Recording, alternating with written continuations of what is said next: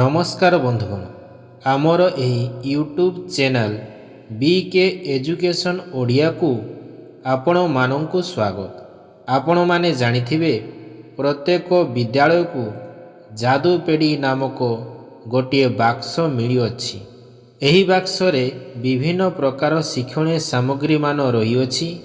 आसंतु आज आमे एही शिक्षणीय सामग्री गुडी को देखिबा एवं सेगुड़ी को किपरि व्यवहार कराजिवो से विषय रे बुझिबा। जदि आपण माने प्रथम थर पई एही भिडियोटी को देखुचंती तेबे भिडियोटी को लाइक एवं चैनलटी को सब्सक्राइब करिदेबे। चलंतु आरंभ करिबा आजिर भिडियोटी को।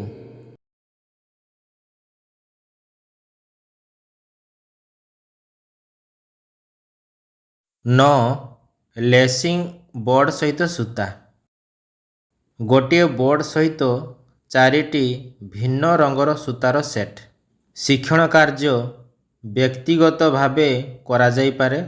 उद्देश्य आखि और हाथर समन्वय वृद्धि करिबा, दृढ़ भावरे धरी पारिबार दक्षता विकास करिबा, पिलामानंकर ध्यान मनोजग विस्तार करिबारे सहायता करिबा, दृश्य अनुभव दक्षता विकास करिबा,